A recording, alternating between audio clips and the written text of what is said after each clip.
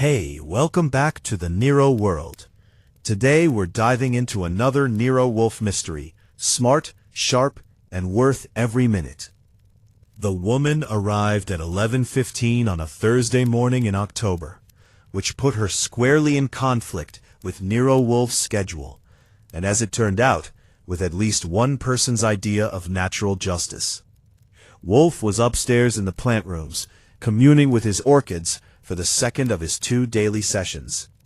And Fritz had shown her into the office with the kind of careful, slightly awed attention he reserved for women who looked like they'd stepped out of an oil painting and into a rainstorm. She had. The rain had started around 9 and was showing no signs of remorse. Her coat was charcoal cashmere, and her gloves were black. Not the fashion kind, but the kind you wear when you've shaken enough hands in the last week to last a lifetime. She was somewhere between 35 and 40, dark-haired, and pale in the way that suggested it wasn't natural pallor, but recent grief doing the work. She sat in the red leather chair across from Wolfe's desk, with the composed stillness of a woman who had decided that falling apart was a luxury she couldn't currently afford. I was at my desk going over a file on an insurance matter, the kind of dull work that keeps the lights on between real cases, and I took my time studying her before I said anything. In my experience, how a person sits in that red chair tells you a good deal more than their first 3 sentences. She sat straight, hands folded, eyes moving around the room with genuine attention rather than nervous fidgeting. She noted the bookshelves, the globe, Wolfe's enormous desk, and the bank of windows running with rain. She didn't look at the orchid pictures on the wall the way most visitors do, like they're trying to find something reassuring. She looked at them the way you look at evidence. "Mr. Goodwin," she said, which told me Fritz had given her the briefing. Her voice was low and steady, controlled, the way a voice gets after it's been tested recently and found it could hold. "I need to speak with Mr. Wolfe." "He'll be down at 11, I said. "That's about 40 minutes from now. His schedule is not negotiable. I can take your information in the meantime, or you can sit and enjoy the quiet. The quiet is free." The corner of her mouth moved, not quite a smile, more like the memory of one. "I'll wait," she said, "and perhaps tell you what I can." She paused. "My name is Catherine Doyle. My husband was Raymond Doyle. He died last Friday." "I'm sorry," I said, and meant it the way you mean it when someone says it plainly and doesn't make a production of it. "He was found at the bottom of the stairs in our home on East 71st Street. The medical examiner's report says he fell. The police are satisfied." She looked at me directly. "I am not." I pulled my notebook closer. "Tell me about Raymond." Raymond Doyle, as Catherine told it over the next 35 minutes, had been a partner in a financial management firm called Doyle, Marsh & Hecht, which handled private wealth for a client list that included old money, new money, and the kind of money that didn't like to be discussed in mixed company. He was 52, healthy, careful, and according to his wife, not the sort of man who fell down staircases. "He knew those stairs," she said. 17 years in that house. He came down those stairs in the dark, when the children were small. He didn't drink to excess. He wore proper shoes. He was not clumsy." She paused, and he had told me the week before he died that he was frightened. That was the sentence that changed the room. I wrote it down. Frightened of what? He wouldn't say specifically. He said there was a problem at the firm, something that had been done that shouldn't have been done. He said he was going to resolve it. She looked at her folded hands. He didn't get the chance. I heard the elevator then, the small groaning protest of it that meant Wolfe was descending from his kingdom. The door opened, and he came in, all 250-some pounds of him arranged with the dignity of a man who moves at his own speed, because no one has ever successfully argued with him about it. He was wearing one of his yellow shirts. He rotated through colors with the quiet confidence of a man who owned enough to have no anxiety about the matter. And he carried a small cutting of a Miltonia orchid, which he set in the vase on the corner of his desk, before he settled into his custom chair with a sigh that was half satisfaction, half the acknowledgement that chairs exist for reasons. He looked at Catherine Doyle. She looked at him. "Mrs. Doyle," he said. Fritz was thorough. "You've been speaking with Archie. Good. Then we needn't waste the early portion of the conversation." He pressed his fingers together in a steeple. "Your husband is dead, and you believe he was murdered. The police disagree. You want me to prove them wrong." "I want you to find the truth," she said. "Those are sometimes the same thing," Wolfe said. "Not always." He studied her for a moment. "You said he was frightened. What was the nature of the problem at the firm?" "I don't know precisely. He mentioned a client, a very large account. He said money had been redirected. Those were his words. Redirected." She paused. "He also mentioned a name. Just once, in passing. He said, 'Marcus knows.' I don't know which Marcus he meant." Wolfe's eyes went briefly to me. I noted it.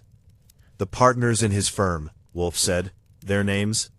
"Daniel Marsh, his partner for 20 years, and Victor Hecht, who joined the partnership 6 years ago. There are also 2 senior associates, a man named Paul Reeve, who handles most of the day-to-day client management, and a woman, Eleanor Foss, who manages compliance and internal accounting." "And the Marcus?" "The only Marcus I know of who is connected to the firm is Marcus Tully.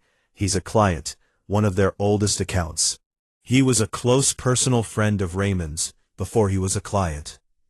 He came to the funeral." A slight compression of her lips. He cried. Wolfe absorbed this. "Was your husband's death investigated as a potential homicide at any point?" The detective who came was competent but brief. He noted there was no sign of forced entry, no sign of struggle, no evidence of another person having been present. The stairs were examined. The railing was intact. The medical examiner concluded he fell. She straightened almost imperceptibly. There was one thing the detective mentioned, and then dismissed.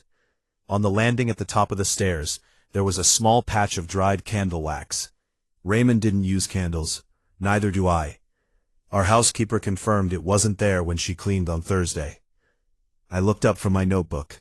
Wolfe's fingers separated and came back together. The date of death was confirmed as Friday evening. Between 8 and 11 p.m. I was at my sister's in Connecticut. I came home Saturday morning. Her voice stayed level. It cost her something to keep it there. I could see that. "Very well." He reached forward and picked up the orchid cutting, examined it briefly, then set it back. "Archie will discuss my terms. I will require access to your husband's papers. I will also require that you tell me everything he said in the final week of his life, in whatever detail you can reconstruct. Not a summary. Everything. And Mrs. Doyle," he looked at her steadily, "you said you want the truth. I must tell you that clients who say that sometimes discover they want it only if it falls within certain parameters. If the truth is uncomfortable, for you, for your husband's memory, for anyone you care about, I will tell it to you anyway. If that is not what you want, you should find a different detective." She met his gaze without flinching. "Mr. Wolfe, I dressed my husband for burial 4 days ago. I have gone as far past comfortable as a person can go. Tell me the truth." Wolfe gave a small, single nod. After she left, I swung my chair around and looked at him. He was reaching for his book, but his eyes weren't moving across the page. "The candle wax," I said. "Yes," he said. "Someone was there, and they didn't want to be seen." "Someone," Wolfe said, "was there and had reason to require darkness. That is not the same thing, Archie, though the distinction is subtle, and we will not resolve it tonight." He opened the book. "In the morning, you will go to the firm. I want to see these people before they have had time to settle into whatever story they are preparing. And if they won't see me, they will. Raymond Doyle is dead. In my experience, the people most responsible for a death are also the most eager to establish, early and visibly, that they have nothing to hide." He turned a page. "Make appointments for tomorrow afternoon. All of them, if possible." I turned back to my desk. Outside, the rain had finally decided it had made its point, and was tapering off into something more contemplative. I thought about a woman who'd worn black gloves to meet a detective, and a man who'd been frightened, and a small patch of candle wax on a landing where no candle had any business being. It was, I reflected, going to be that kind of case. Doyle, Marsh, and Hecht occupied the 14th floor of a building on Park Avenue that had been designed by someone who believed that money should have very high ceilings and very few windows. The reception area was the color of old bone, cream walls, cream carpet, cream upholstery on chairs that were clearly not meant to be comfortable, only expensive. The art on the walls was the kind that costs a great deal and communicates nothing, which in a firm that handled other people's money was probably a design choice rather than an oversight. The receptionist was a young woman with the professional serenity of someone who had been trained to be calming in all circumstances, including, apparently, the death of one of the founding partners 4 days prior. She told me that Mr. Marsh was expecting me, that Mr. Hecht was available, that Mr. Reeve was in but had a call at 2, and that Miss Foss was in a meeting but would be free by 1:30. I thanked her, and she directed me to a small conference room with a view of Park Avenue through one of the grudging windows. Daniel Marsh came in first. He was 60, broad-shouldered in the way that suggested he'd been athletic once, and was now carrying the memory of it in a slightly thickened frame. His hair was silver and trimmed with precision, and he wore a dark suit that on anyone else would have read as funereal, but on him read as simply the appropriate armor for a man in his profession. His handshake was firm and brief, and he sat across from me with the air of a man doing something unpleasant but necessary. "Mr. Goodwin," he said, "Catherine mentioned she was consulting Nero Wolfe. I want to be clear that we at the firm fully cooperate with any inquiry she sees fit to pursue. Raymond was my partner and my friend. If there is anything more to know about his death, we want to know it." I gave him points for delivery. "That's generous," I said. "Tell me about the last week. Was Raymond's behavior unusual in any way?" A pause, not long, maybe 2 seconds, but I'd been trained by a man who considered 2 seconds of silence under direct questioning a geological event. "He was preoccupied," Marsh said. "We all noticed. He had a meeting with Marcus Tully, a client, long-standing, on the Wednesday before he died. After that meeting, he was quieter than usual." "What was the meeting about?" "Portfolio review, routine. Tully is a significant account." His eyes were steady on mine.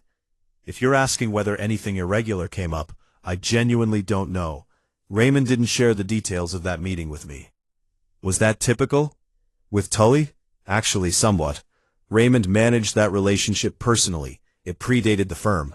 I wrote that down and let him watch me write it. The firm's finances. Any irregularities in recent months?" The pause this time was 3 seconds. I promoted it to a seismic event.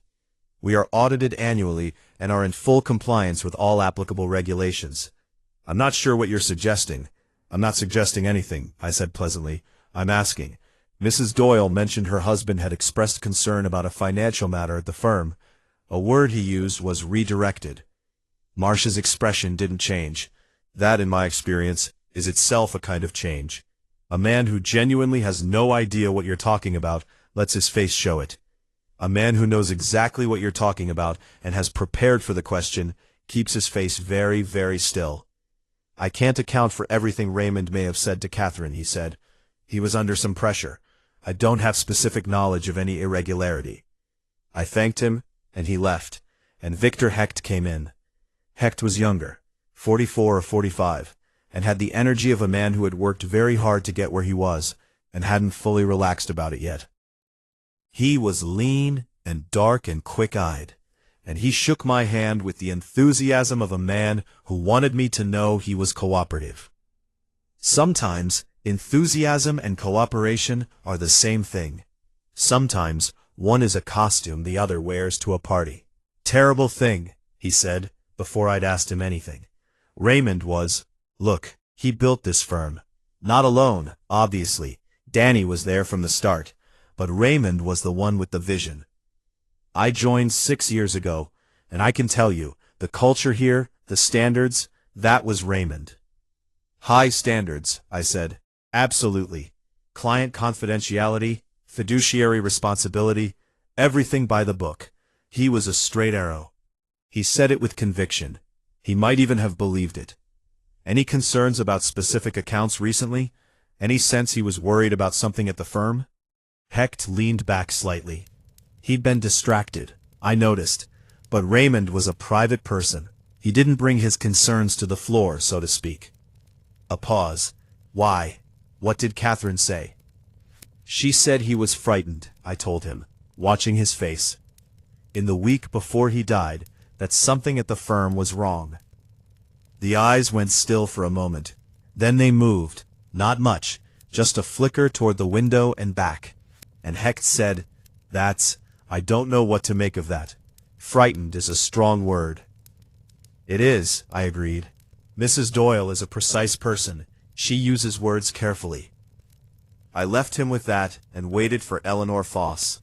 She arrived at 1:31 and apologized for the minute's delay, in a tone that suggested she apologized for nothing, and the apology was a social convention she observed the way she might observe a speed limit. She was 50, sharp-featured, with reading glasses on a chain around her neck, and the bearing of someone who had spent 20 years in rooms full of financial documents, and had concluded that most human drama was, at bottom, a math problem. Compliance and internal accounting, I said, so you'd be the person who noticed if something in the books was off. I would be, she said. She sat down and folded her hands on the table with the precision of someone placing a document for signature. I assume Catherine has told you that Raymond was concerned about a financial matter. She told me. Do you know what it was? A moment. Then, I know there was a discrepancy in one of our larger managed accounts that came to Raymond's attention approximately 3 weeks ago. He asked me to review it. I did. I gave him my report. She met my eyes. I gave it to him, Mr. Goodwin. Not to Daniel, not to Victor. To Raymond personally at his request. He said he would handle it. And then he died. And then he died. Not cold, just factual, the way an accountant states a figure. What was the discrepancy? She shook her head slowly. That's a matter of client confidentiality and potential legal consequence. I'll need authorization before I can discuss specifics. From the remaining partners, or from legal counsel, or from both. Whose account? Another headshake. But her eyes told me she knew I already had a candidate in mind. I've said what I can say. Paul Reeve was last and least expected. He was 38, rangy, with the kind of face that you'd describe as open if you met him socially. He'd been with the firm for 9 years, working his way up from associate to senior associate. And according to the receptionist, who had been more forthcoming during a 2-minute conversation about the coffee machine than any of her employers had been in 30 minutes apiece, he had been Raymond Doyle's closest working relationship in the firm for the past 3 years. He mentored me, Reeve said. He said it without preamble, the way people say things that are true and simple. I know how it sounds, but he did. He taught me how this business actually works, not just the technical side, but the judgment calls. What you do when a client wants something you know is wrong for them.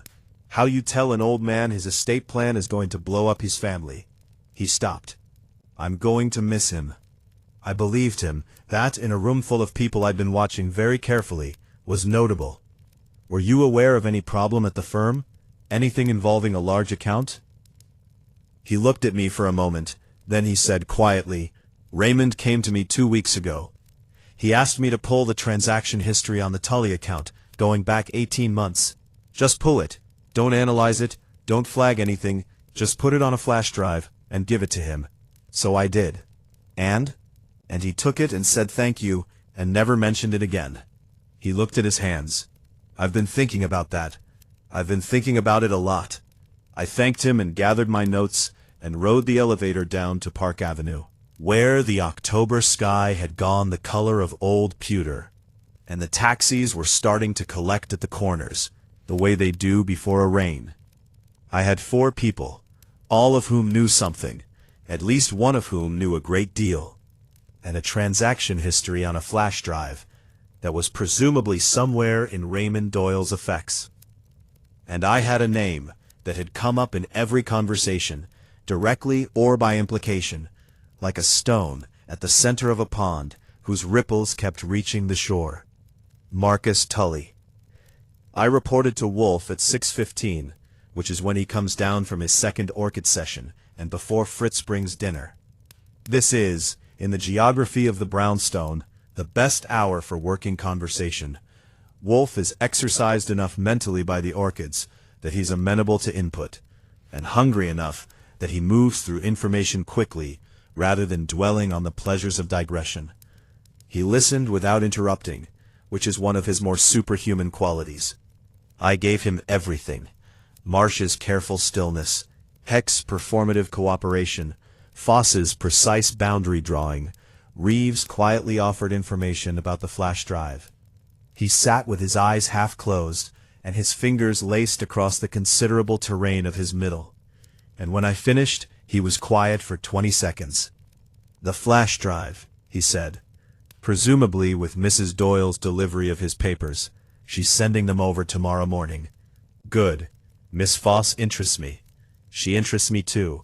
She's the one who actually found the discrepancy. She gave the report directly to Raymond, nobody else.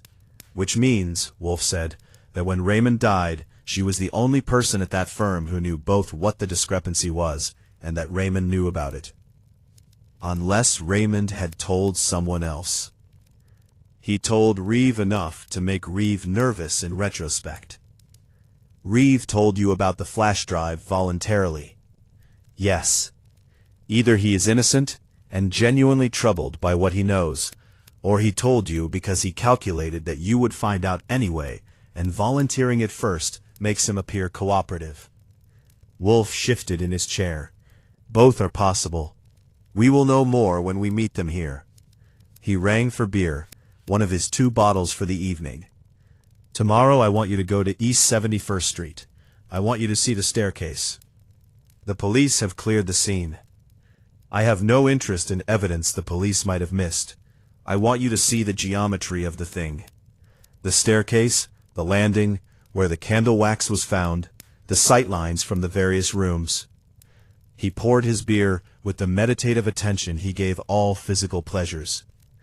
"A person who brings a candle to that house at night is a person who cannot or will not turn on a light. Why? Because a light can be seen from outside. Or," he said, "because a light is connected to a switch that is in a different location than where they need to be." He drank. "Go and look." I went the next morning. The Doyle house was a 4-story brownstone, narrow and well-kept, on the quiet residential stretch of East 71st. Catherine Doyle met me at the door herself. She'd sent the housekeeper away for the morning, she said, because she wanted to be there but not watched while she was there. I understood that. She walked me through the house with the steady composure she seemed to wear as a second skin now, pointing out what was relevant without editorializing. The main staircase ran from the ground floor entrance hall up through all 4 stories, with a landing between each floor. It was the kind of staircase old New York brownstones specialize in. Straight runs of 12 to 14 steps, polished wooden treads, a wrought iron railing on one side, the wall on the other. "He was found at the bottom of the first flight," she said, "between the entrance hall and the first-floor landing." She stopped at the foot of the stairs and looked up without visible distress, with the same quality of attention she'd used in Walt's office. She was measuring something. The candle wax was here. She climbed to the first-floor landing and pointed to a spot near the top of the stairs, against the wall. About the size of a silver dollar, ivory-colored. The housekeeper confirmed it specifically. She'd cleaned with a good lamp, and this area was clean on Thursday. I crouched and looked at the floor. The wax was gone. The police had presumably collected it, or someone had cleaned it away. But the location told its own story. At the top of the first flight, you were in a position to see clearly down to the entrance hall. If you stood there in the dark, No lights on below, the house empty, or seemingly empty, with a candle just low enough to avoid showing light through the high transom windows above the front door. You could see exactly who came in, and you could wait. "He came home after dark?" I asked. "He called me at 8:45, from a restaurant on Lexington. He'd had dinner with a client, he said. He said he'd be home by 9:30. She paused. "He never told me which client. He usually did." "Did he own candles?" "Birthday candles in the kitchen drawer. Nothing else. He thought he called them a fire hazard and an affectation." A brief, real smile crossed her face, and hurt to watch because of how quickly it left. "He bought me an electric candelabra for our anniversary once. Very romantic." I stood at the top of the staircase and thought about it. Someone standing here, in the dark, with a candle. Watching a man come in and start up the stairs. The railing was on the right side, going up. The wall was on the left. If you were standing at the top, and the person coming up reached the landing, grabbed the railing and turned to continue, and you pushed, not hard necessarily, just once, precisely, at the moment of imbalance when a person transfers their weight between steps, the fall would look exactly like a fall. It would not look like murder, which was rather the point. That afternoon, Catherine gave me a box of Raymond's papers and a laptop he'd kept at home. I went through them that evening at my desk while Wolfe read. The laptop was password protected, but Catherine knew it, his mother's birthday, which told me something about Raymond Doyle that I thought about for a moment and let go. The emails were what you'd expect from a senior financial professional. Dense, cautious, full of the circumlocutions that lawyers teach people to use when they discuss money in writing. But in the last 2 weeks of his life, the emails told a different story. A sparser one. Raymond Doyle had stopped writing much. He'd received quite a bit. Routine firm correspondence, a few client queries, a terse email from Hecht about a portfolio allocation meeting. But he had replied to almost nothing. Except one. 3 days before he died, he had sent a single email to an address I didn't recognize. No subject line. The body read, "I need to speak with you in person, not at the firm. I know what you did, and I have the documentation. I am prepared to go to the appropriate authorities. But I would prefer to resolve this quietly, for the sake of what we once were to each other. Tuesday at 7, the usual place. No name, no signature. Sent from a personal address, not the firm account." I read it twice, wrote down the recipient address, M. Tully 1967 at privatemail.net, and brought it upstairs. Then he set it on his desk and looked at it the way he looks at things that confirm what he suspects, while simultaneously presenting new complications. "Marcus Tully," I said. The year 1967 would put him at approximately Doyle's age, or slightly older. He picked up the email again. "Tuesday at 7. Raymond died Friday. He sent this email on a Tuesday." I worked it out. He sent this email, then met with Tully, then died 3 days later. Or, Wolfe said precisely, he arranged the meeting, and we do not know whether the meeting took place. He set the email down. "We need Tully. Arrange it. And Archie, when you call, don't tell him what you have. Tell him only that Nero Wolfe is investigating Raymond Doyle's death and would appreciate his cooperation as a friend of the family. And if he says no?" Wolfe reached for his book. "He won't. The people who killed their friends are always the most eager to express condolences to the people asking questions about it. It reassures them. It's a very reliable human quality, and quite useful." I went to the phone. The flash drive, when it arrived in the box of papers the next morning, turned out to be password protected. It took my contact at a data recovery firm 4 hours, and a fee I didn't mention to Catherine Doyle to get into it. What came out on the other end was 18 months of transaction records for an account under the name Tully Family Partners LLC. I'm not a forensic accountant, but I know what a series of transfers to a shell company looks like when someone has been kind enough to highlight them in yellow. which Raymond Doyle had been. On the drive, alongside the raw data, was a single document. 3 pages, dense and precise, in the kind of language Eleanor Foss had used when she talked about discrepancies. Technical, careful, irrefutable. It was the report she had given him, the one she'd said she gave to Raymond and no one else. Which meant that somewhere between Foss's hands and Raymond's death, someone had known what was in it. Wolfe sent the invitations. Fritz delivered them by hand, because Wolfe believed in the personal touch when the personal touch was unavoidable. On Thursday morning, they were addressed to Daniel Marsh, Victor Hecht, Paul Reeve, Eleanor Foss, and Marcus Tully, and they requested the pleasure of each person's company at the Brownstone on West 35th Street at 3 o'clock on Friday afternoon. They all came. I had expected some resistance. Lawyers, prior engagements, the general human preference for not entering rooms where people intend to ask you difficult questions. But they all came, as Wolfe had predicted. I arranged chairs with the attention to geometry that Wolfe had taught me over years of practice. Not a semicircle, which is too cozy, not a row, which is too confrontational, but a loose arrangement that places people in accidental proximity to those they'd least prefer to sit near, and keeps everyone slightly too far from the exits to leave without it being noticed. I put out water and did not put out coffee, because Wolfe believed that offering refreshment to people you were about to interrogate was a mixed social signal, and he preferred his signals unmixed. They arrived in a loose cluster at 3:02, which told me they'd run into each other in the street or the lobby, which was useful.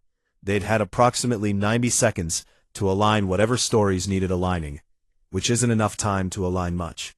Marsh came in first and took the chair nearest the desk. Hecht followed and took the one beside him, then caught himself. Too close, made him look like he needed backup, and shifted to the chair by the bookshelves. Reeve sat nearest the door, which I noted. Foss sat in the center and opened her posture in the way people do when they've decided to demonstrate confidence. And Tully, Marcus Tully, came in last and stood for a moment looking at the room as if assessing it, the way a man looks at a room when he's used to arriving somewhere and having it reconfigure itself to suit him. He was 63, I'd learned from a quick background search. Built like a man who had played tennis every day until his knees told him to stop. White-haired in a way that read as distinguished rather than aged. His suit was charcoal and excellent, and he wore it with the ease of someone who had stopped noticing clothing 30 years ago. His face was broad and controlled, and I noticed immediately that it was the face of a man who had perfected, over a long life, the art of looking like he had nothing to hide, by looking like he had nothing in particular, at all. He sat in the red chair. Wolfe came in at 3:05, settled himself, looked at the assembled group with the expression of a man examining a botanical specimen of moderate interest, and said, "I appreciate your attendance. I will not abuse your time. I am investigating the death of Raymond Doyle on behalf of his widow, and I have questions." "Mr. Wolfe," Marsh said, with the tone of a man establishing ground rules, "we are all willing to cooperate fully, but I want to note that several of us have spoken with our attorneys, and there are matters pertaining to client accounts that may be privileged." "Mr. Marsh," Wolfe said. He said it quietly. Marsh stopped. "A man is dead. He may have been murdered. If he was murdered, the murderer is very likely in this room. The question of client privilege is one you are welcome to raise at every specific query, and I will note each instance, but as an opening statement, it is simply a declaration that you intend to be obstructive, which is your prerogative, but which I find both tedious and informative." A silence. Hecht shifted in his chair. Foss did not shift. "Mr. Tully," Wolfe said, turning to the man in the red chair, "Raymond Doyle sent you an email 3 days before his death. He said he knew what you had done and had documentation. He offered to resolve the matter quietly. Did you meet with him on the Tuesday before he died?" The room went very still. Tully's face did not move. He let the question rest there for a moment, and then said in a measured voice, I'm not sure I understand the premise of that question. The email exists, Wolfe said. I have it. The premise is not in dispute. Did you meet with him? A pause. We met, yes. What was discussed? Raymond had concerns about some transactions in my account. There was a misunderstanding about the nature of certain transfers. I explained the situation to him. And he was satisfied? Tully's jaw tightened almost imperceptibly. He said he needed time to consider. He needed 3 days, Wolfe said, and then he fell down his stairs. He let that sit. Then he turned. Miss Foss, you prepared a report for Mr. Doyle on the discrepancy in the Tully account. You gave it to him personally, you said, at his specific request, and told no one else. Foss met his gaze steadily. That's correct. Between the time you gave him that report and his death, did you discuss its contents with anyone at the firm? A pause, brief, but there. No. You're certain. I'm certain. Interesting. Wolfe looked at the ceiling for a moment, which anyone who knew him would recognize as the motion he makes when he's arranging something in his mind. The people in the room who didn't know him took it as a rhetorical device, which is also not entirely wrong. Mr. Hecht, on the Wednesday of the week Raymond Doyle died, you sent him an email about a portfolio allocation meeting. He did not reply. Had that happened before, that he failed to reply to your firm communications? Hecht blinked. He hadn't expected the pivot. If he was busy. Had it happened in the preceding 2 months? A pause. I'd have to check. I have checked, Wolfe said. It had not. In the preceding 8 weeks, Raymond Doyle replied to every internal communication within 24 hours. In the final week of his life, he replied to none. He looked at Hecht directly. He had withdrawn from the firm's communications. He was preparing to take action. What did you know about that? Hecht's open face had closed somewhat. I didn't know anything. I told Mr. Goodwin. You told Mr. Goodwin that Raymond was distracted. That is a description, not an explanation. I want to know what you knew specifically. I didn't know anything specifically. Were you aware that money had been moved from the Tully account into a holding entity called Meridian Structured Assets LLC? The name landed. I watched every face in the room. Marsh went still, the way he had when I'd mentioned redirected. Hecht's eyes moved. That window flicker again. Involuntary, a habit under pressure. Foss's expression didn't change, but her hands, which had been resting open on her knees, folded. Reeve looked at his own shoes. And Tully looked at Wolfe, with the level, measuring attention of a man calculating something. I'm not familiar with that entity, Hecht said. Mr. Marsh? Wolfe said. Marsh said very carefully, I'm not certain that falls within the scope of what I can discuss. Mr. Reeve, Wolfe said, without pursuing Marsh, you pulled the Tully account transaction history at Raymond Doyle's request and gave it to him on a flash drive. Were you aware of what he found in it? Reeve looked up from his shoes. No, he didn't tell me. When he asked you to pull it, did he give you any reason? He said he wanted to do a personal review. He sometimes did that. Went back through the raw data himself, rather than relying on summaries. He paused. He said it was routine. Was it routine?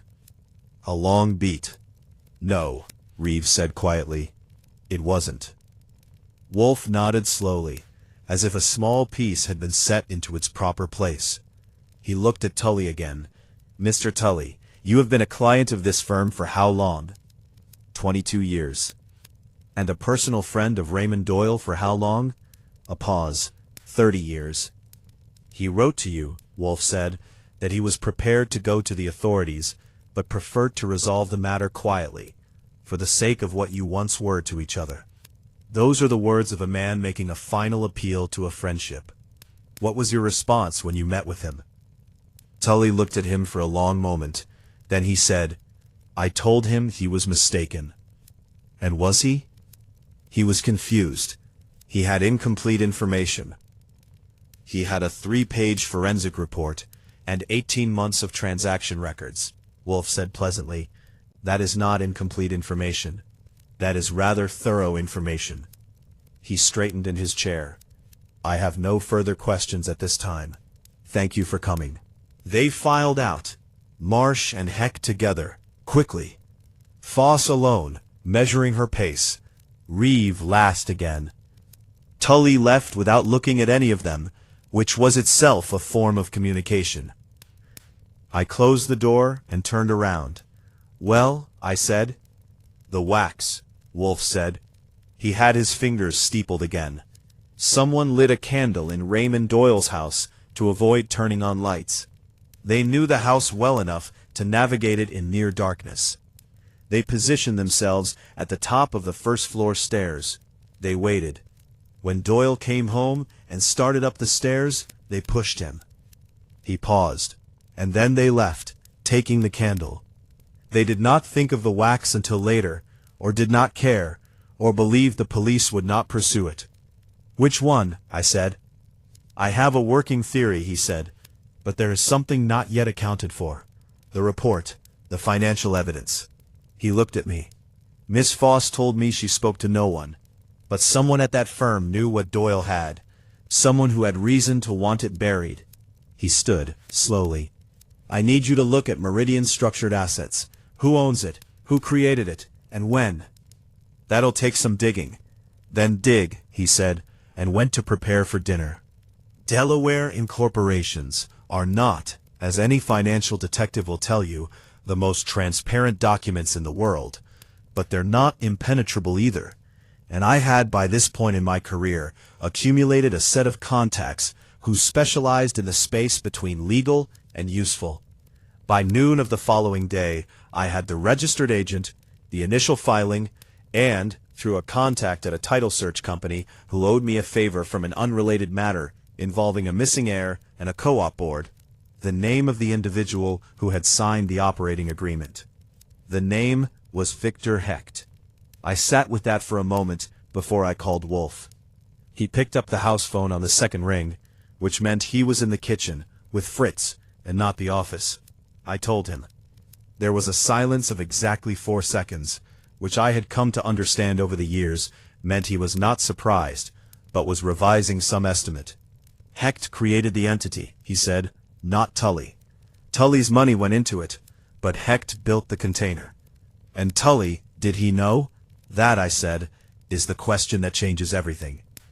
I spent the afternoon on 2 fronts simultaneously, which is the kind of thing that makes me genuinely miss having a car to drive fast in when it's over. The first front was a conversation with a financial crimes attorney I knew from a case 3 years prior. Not asking for confidential information, just a hypothetical discussion of what a structured redirection of client funds through a holding entity would look like legally, and what the exposure would be for various parties. The answer, in plain English, if Hecht had been redirecting Tully's money without Tully's knowledge, that was straightforward embezzlement and securities fraud. If Tully knew and consented, he was potentially complicit in a scheme that might involve tax evasion or other financial crimes, depending on what the money was ultimately used for.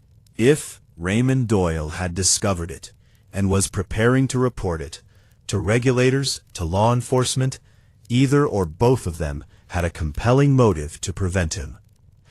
The second front was a visit to a man named Gerald Park, who worked for an investigative data firm on 22nd Street, and who, for a fee that Wolfe would read about in my expense account, with an expression I'd learned not to interpret as enthusiasm, could trace the outflow from Meridian Structured Assets. The money, it turned out, hadn't disappeared. It had moved through 3 intermediate accounts, 2 of which were in the Caribbean, and 1 of which was in the Channel Islands, and arrived, ultimately, in an account held by a holding company that owned a 20% stake in a real estate development project in New Jersey. The development project was called Arbor Gate. It was currently under construction. Its primary investors included, publicly, a private equity fund, and on the advisory board of that fund, listed as a non-executive consultant, was the name Victor Hecht. Hecht hadn't just moved Tully's money. He'd moved it into his own pocket, through a chain of entities long enough to be difficult to follow, and short enough to be traceable if you had the patience. Raymond Doyle had had the patience. Eleanor Foss had had the patience. And now I had the documentation. I also had at this point a significant question about Marcus Tully. His money had been moved without his apparent consent or knowledge. He was the victim of the embezzlement, not the architect of it. And yet he had met with Raymond Doyle 3 days before Doyle died, and told him he was mistaken. Why would a man who was being robbed tell the person who'd uncovered the theft that he was wrong? Unless, I thought, he wasn't being robbed. Unless he knew. Unless the arrangement suited him somehow. Perhaps the money was going somewhere it benefited Tully to have it go, even off the books, even invisibly. Or unless he was frightened of what an investigation would uncover about his own finances. Old money is sometimes old because it has been very carefully quiet for a very long time. And the prospect of a financial regulator looking closely at the Tully Family Partners LLC books might reveal things that had nothing to do with Hecht and everything to do with Tully. I called Wolfe with the Hecht development information, and he listened without comment, and then said, "Come home." I drove back through Midtown in the grim October early evening traffic, and found him in the office with a beer and a book, and the particular stillness he gets when a theory is consolidating. "Hecht stole the money," I said, sitting down. "Tully may or may not have known. Raymond found out through Foss's report and his own review of the transaction records. He sent the email to Tully. He met with Tully. 3 days later he was dead. Yes, Hecht had the motive. He had the most to lose: criminal prosecution, professional ruin, civil liability. Raymond was about to blow the whole arrangement wide open. Yes, Tully had a motive too, if he knew and was complicit. Less compelling, Wolfe said. Tully is 63 and wealthy, and his exposure, if he was a knowing participant, is significant, but not existential in the same way. Hecht at 44, with a career built on other people's trust, faces a different calibration of consequence. He set down his beer. "But I am troubled by one thing. The candle wax." "The candle wax," he agreed. "Whoever was in that house knew it well. Not knew it socially, knew it practically. Knew where the light switches were, why they couldn't be used, how to navigate the interior in darkness, where to position themselves for what they intended to do." He picked up his beer again. "Has Hecht been to that house?" I thought about it. Catherine didn't mention him. Marsh she mentioned as a long-standing friend of Raymond's. Tully she mentioned specifically. "Get that answer," Wolfe said. "Ask Mrs. Doyle." She thought about it for a moment, and said that Victor Hecht had been to the house twice, to her knowledge. Once for a firm gathering 4 years ago, and once about 14 months earlier, when there had been a dinner for a departing associate. 14 months ago. Meridian Structured Assets was created 18 months ago. 14 months ago, Hecht would have known the scheme was underway, and would have understood, at some level, that there was a risk of discovery. A man preparing for contingencies visits his potential problem's home, and notes the layout. Or I was constructing a story out of a coincidence. "One more thing," I said to Wolfe. "Foss." He raised an eyebrow. "She said she told no one about the report. But Hecht reacted when you mentioned Meridian. He knew the name. If Foss only told Raymond, and Raymond is dead, how does Hecht know the entity's name?" Wolfe looked at me with the particular expression he uses when I've produced something useful, and he isn't going to say so in so many words. It comes out as a very slight relaxation around the eyes. "Because," he said, "he created it. He knows its name, because it's his." "Right," I said. "But he reacted to the name as if he wasn't supposed to know it. He did the window flicker thing, which means he was caught knowing something he shouldn't have admitted knowing." "Or," Wolfe said quietly, "he was caught knowing it at all, which confirms he's been watching the investigation into his own arrangement, which means he knew Raymond was investigating before Raymond died." He stood. "We're nearly there, Archie. Dinner first, then tomorrow we finish it."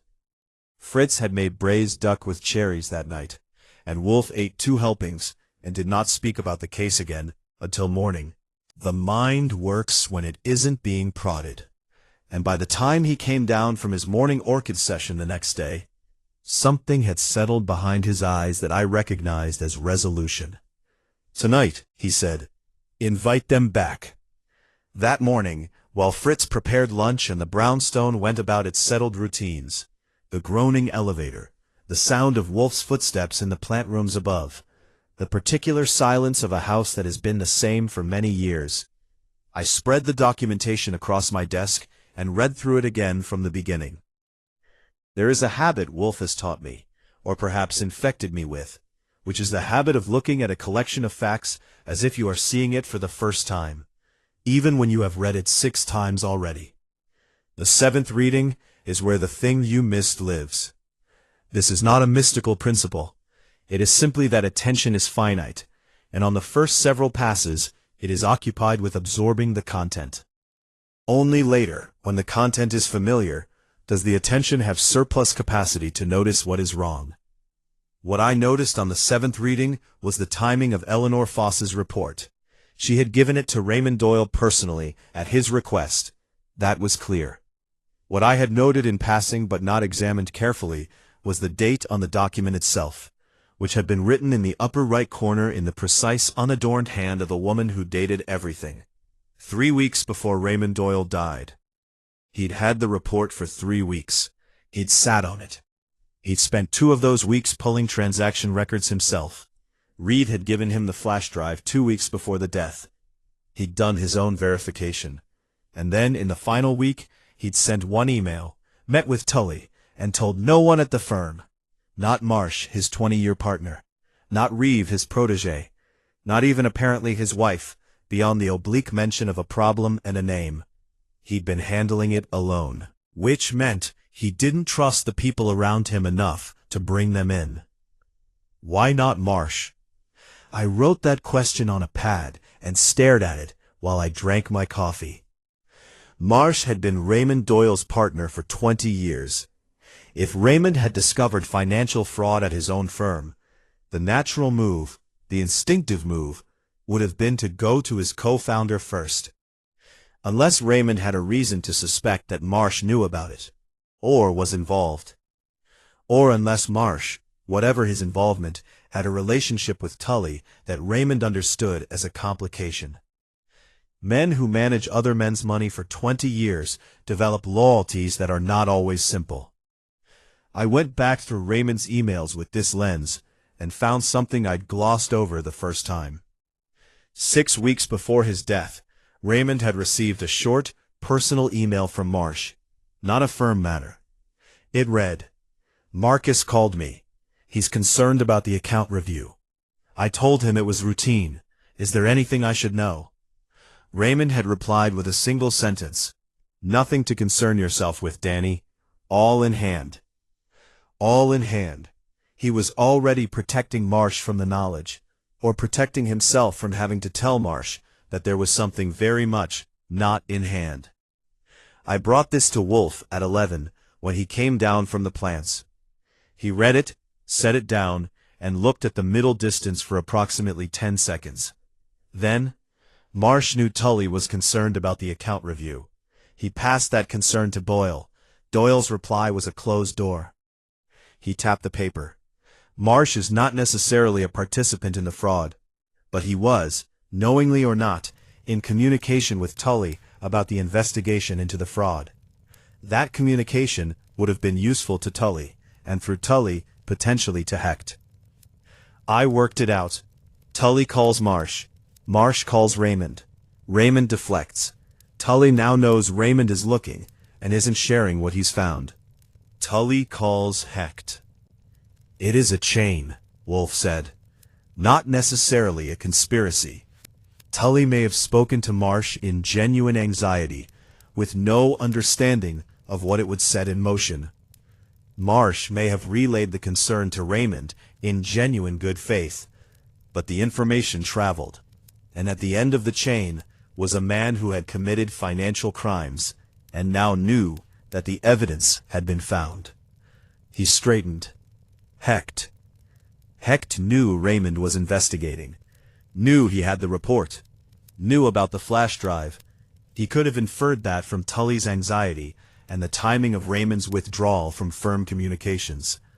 He had 2 weeks to decide what to do. He decided to act, Wolfe said, and having decided, he prepared. He knew the house from the visit 14 months ago. He knew the layout of the staircase. He knew Raymond lived alone with his wife, that she was sometimes away. He waited for an opportunity. How did he know she'd be in Connecticut that night? Wolfe looked at me. It was the kind of look that means, good question, and the answer isn't something you already have. I thought about it. Then I went back to the emails and searched specifically for anything in the final week involving Catherine Doyle's sister or Connecticut. It took me 4 minutes to find it. Not in Raymond's email, in his calendar, which Catherine had synced to the shared drive she'd given us access to. The calendar showed Catherine, Connecticut, Frysat, sister's birthday. It was a shared calendar. Raymond had access, and so did. It was a shared firm calendar, I said. He managed his schedule through the firm system, which Hecht, as a partner, had access to, Wolfe said.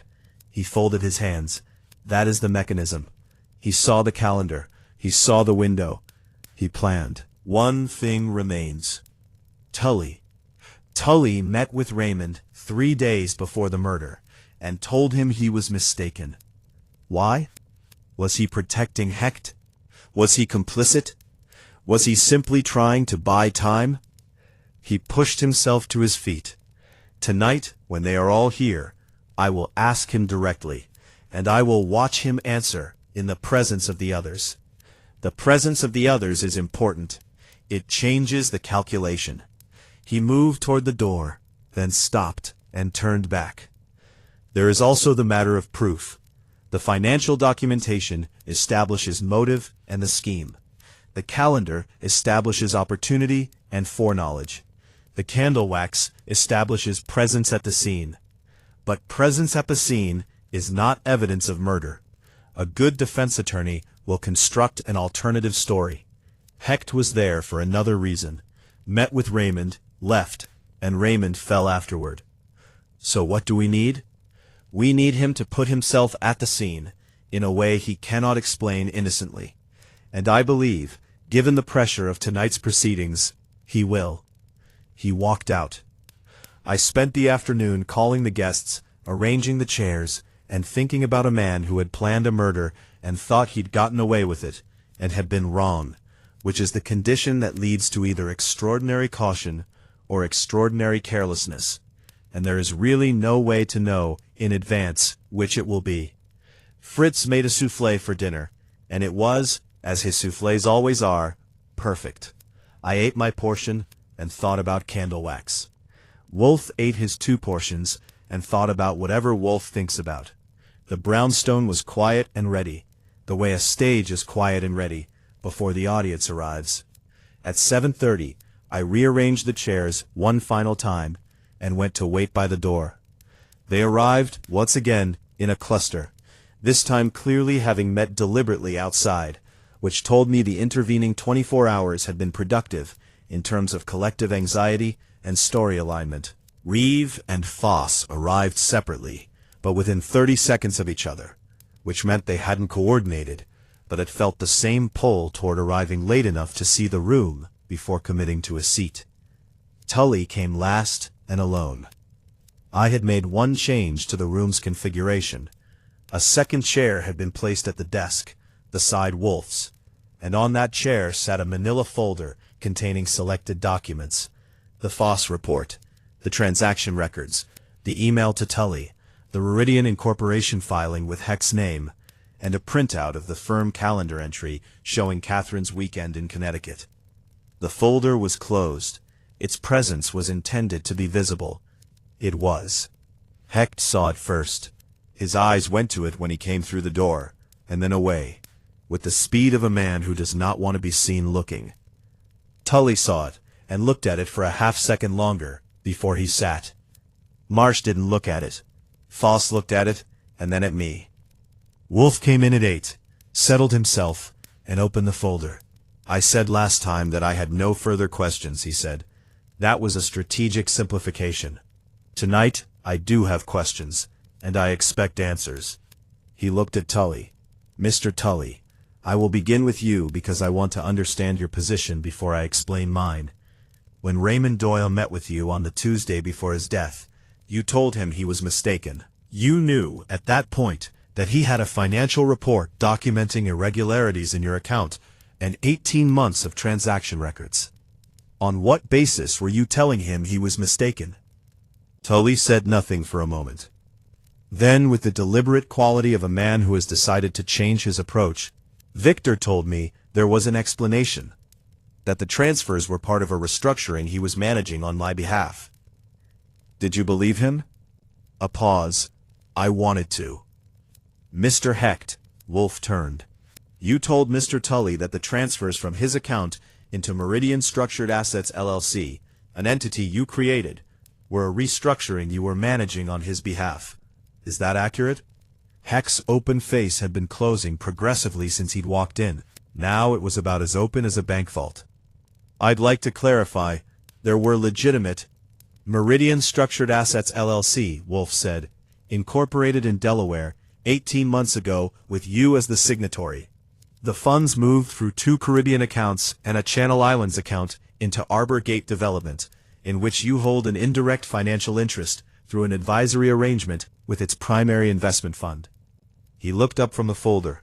I should also mention that the documentation includes the financial transfer records themselves, obtained through a source I am not required to name at this stage. The amounts are substantial. Over 14 months, approximately $4.2 million was moved from the Tully account. The room had gone very still. Marsh was looking at Hecht. Tully was looking at Hecht. Reeve was looking at his shoes again, which I was coming to understand was his response to the general condition of being in a room where things were worse than expected. Victor, Marsh said, just his name, in a tone I had not heard from Marsh before, not the careful boardroom tenor, but something that had age and 20 years in it. Hecht said nothing. Mr. Hecht, Wolfe said, on the Friday evening that Raymond Doyle died, where were you? My apartment on East 82nd. Alone? A beat. Yes. Can anyone confirm that? I was home. I ordered in. He stopped. You ordered delivery, Wolfe said. From where?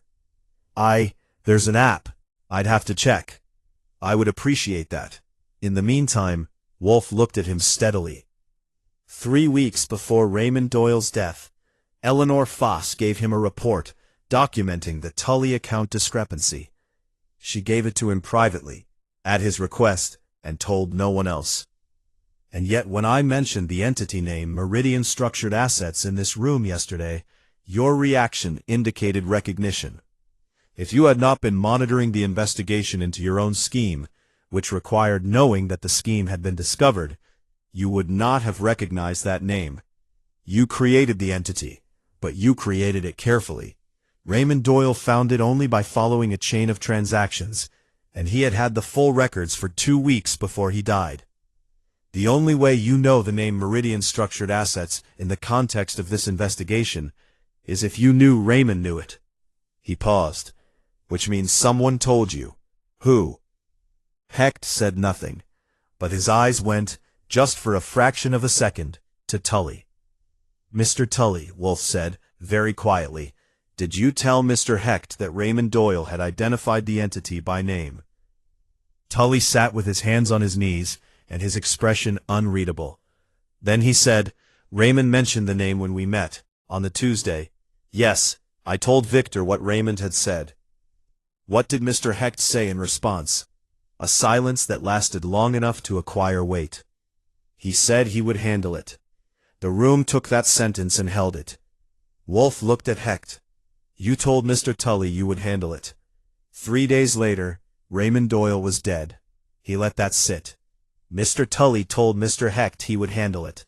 And 3 days later, Raymond Doyle was dead. He paused. Mr. Doyle's death was not natural. You understand that, Hecht. And now, You stand on the precipice of another truth. Hecht, were you in the Doyle home on East 71st Street on the Friday evening of Raymond Doyle's death? No, Hecht said. The word came out slightly too quickly, slightly too flat. There was candle wax found on the first-floor landing, Wolfe said, ivory-colored. The housekeeper confirms it was not present on the Thursday. You visited that house 14 months ago. You were, at that point, aware that your financial scheme was underway and that discovery was a risk. Did you note the layout of the house on that visit? I didn't. I wasn't planning anything. I haven't suggested you were planning anything 14 months ago, Wolfe said. I asked whether you noted the layout. Hecht stopped. He'd answered an unasked question. He knew it. Everyone in the room knew it. Mr. Hecht, Wolfe said, I want to give you an opportunity to respond to something before I present my full account. Raymond Doyle was your partner's oldest friend. He built the firm you joined. He mentored the associates who work around you every day. He discovered that you had stolen $4 million from a client's account and was preparing to go to the authorities. Those are the facts. What I want to know, not for any strategic reason, but because I believe in understanding things completely, is whether you went to his house that night intending to kill him, or whether the opportunity presented itself. The silence stretched out. Then Hecht said, in a voice that had lost all its performance, all its open-faced cooperativeness, very quietly, he wouldn't listen. No one moved. I went to talk to him. I thought if I could explain, if I could make him understand the full picture, the business rationale, the way it was going to be repaid, he wouldn't hear it. He'd already decided. He said he was calling the SEC on Monday morning. A pause. He turned away from me. He started up the stairs. He said our conversation was over. The rest of it was in the silence that followed. Nobody needed him to say it. Wolfe looked at him for a long moment. Then he reached for the phone on his desk. I will call Inspector Kramer, he said. I suggest you remain seated. Inspector Kramer of the New York City Police Department arrived at 9:17 with 2 officers and the expression of a man who had been summoned by Nero Wolfe before and had never been entirely comfortable about it. He was a large, capable, perpetually skeptical man who trusted Wolfe results while fundamentally distrusting his methods, which is a reasonable position when you think about it. He came in, looked at the assembled company, looked at Wolfe, looked at me with the expression he reserves specifically for me, something between professional tolerance and the awareness that I enjoy his visits more than he does, and said, All right, what have you got? What Wolfe had was everything, presented in order, with the folder of documentation placed in Kramer's hands. I watched Kramer's face go through several phases as he read. Skepticism, attention, calculation, and finally a controlled resolution that meant he'd decided this was real, and was now thinking about how to make it stick. Hecht had not moved from his chair. He sat with his hands in his lap, and an expression that had gone somewhere past calculation into a kind of exhausted vacancy, the face of a man who has been carrying something enormous for a long time, and has finally, at the worst possible moment in the worst possible way, set it down. He said nothing when Kramer read him his rights. He nodded once when the officers took his arms. Tully watched this happen with an expression I found difficult to categorize. Not grief exactly, something more like the look of a man who has been standing at the edge of a very high place for a long time, and has just been pulled back, and is not entirely certain how he feels about it. After Hecht was gone, Kramer sat in the chair Hecht had vacated, and went through the folder more carefully, while Wolfe watched him with the patience of a man who has already done the work, and is merely waiting for the appropriate institutional machinery to confirm it. The candle wax, Kramer said. It was collected by your people and logged as evidence, Wolfe said. It will likely match a candle purchased, if my inference about his preparation is correct, at a hardware or grocery store near the Doyle home. He carried it to avoid using lights that would be visible through the transom windows above the front door. He was waiting at the top of the stairs when Doyle came home. It's circumstantial, a lot of it. He confessed in the presence of 5 witnesses, I said, from my desk. He said he wouldn't listen, and implied strongly that the push was the natural sequel to Doyle starting up the stairs. That's not circumstantial. Kramer looked at me. It's not a signed statement. No, I agreed, but 5 of the people in this room heard it, including 2 people with significant personal incentive to tell the truth about everything they heard tonight, and 1 forensic accountant who documents things for a living. Kramer looked at Foss, who was still in her chair, still composed. She gave him a nod that conveyed that she had heard what she had heard, and would state it clearly, accurately, and without embellishment when the time came. He accepted this with the recognition of a professional dealing with another professional. It took another 40 minutes to take everyone's preliminary statements, arrange for formal follow-up, and get the room emptied out. Tully left with a card from one of Kramer's colleagues, and the understanding that his own financial exposure would be a matter for further inquiry. Marsh left looking 10 years older than when he'd arrived, which I thought was probably close to how he actually felt. Reeve shook my hand on the way out, and didn't say anything, which was the right call. Foss handed Kramer her business card with the self-possession of a woman who had been waiting 3 weeks to put something down, and had finally found the right surface. When they were all gone, Kramer stood, put his coat on, and looked at Wolfe. The SEC referral? Wolfe said. Raymond Doyle was prepared to make it Monday morning, Wolfe said. He was killed Friday night. I would suggest that the Financial Crimes Unit proceed on the documentation in that folder without waiting for a referral that will not now be made. Kramer grunted. It was his version of acknowledgement. He looked at me again on the way out. You could have called us 2 days ago, he said. We didn't have the confession 2 days ago, I said. He left without answering, which meant I was right. The brownstone was quiet again. Fritz had gone to bed. It was past 10, and Fritz kept sensible hours when the chaos would allow it. The office had the slightly rearranged feel of a room that has held a great many people and is settling back into itself. Wolfe poured the last of the evening's second beer and looked at his orchid cutting in its vase. The Velvet Funeral, I said. It was what I'd started calling the case in my own head from the moment I'd sat in this office and watched Catherine Doyle fold her black-gloved hands in her lap. The whole thing quiet and soft-edged on the surface, and brutal underneath. A man who died without being seen to be murdered, dressed up as an accident, as neatly as a body is dressed for viewing. Velvet, over everything. He almost got away with it. He would have, Wolfe said, without the wax. He drank. He was careful in most respects. He wore dark clothing, brought his own light, used the staircase rather than any room where he might leave trace evidence. He took the candle. He had an alibi of solitude, unverifiable but undisprovable. He had covered the financial trail in 7 layers. He set down the glass.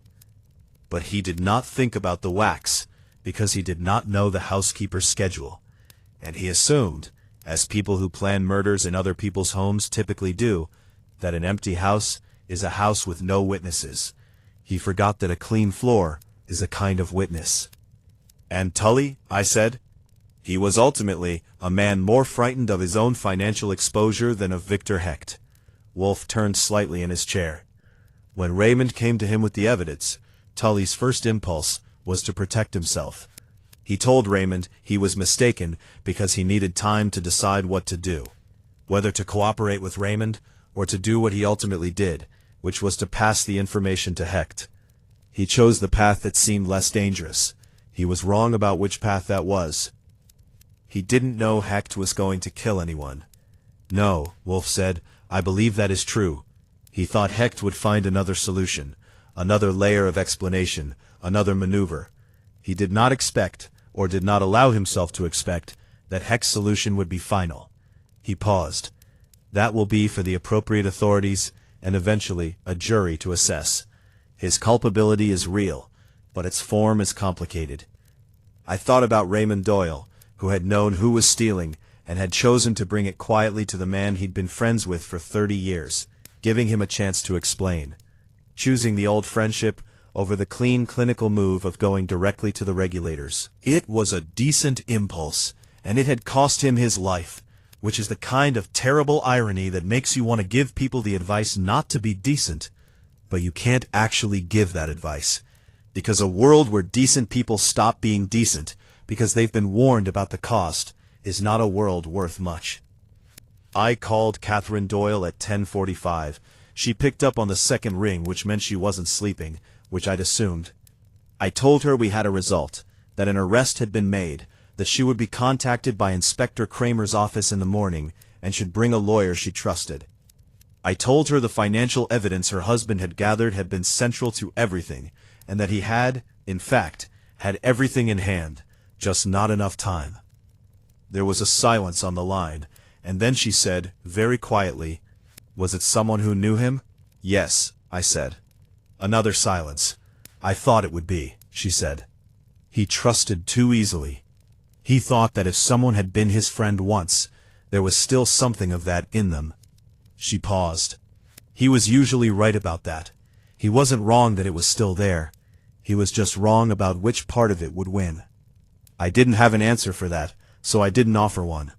I told her she could reach me any time, and she thanked me and hung up, and I sat for a moment in the quiet office, listening to the brownstones settle around me. Wolfe had opened his book. The orchid cutting in its vase had opened slightly since the morning, a single white petal curving outward from the rest, with the unhurried confidence of something that follows its own schedule and answers to no one. Wolfe glanced at it, made the small sound he makes when something meets his standard, and turned a page.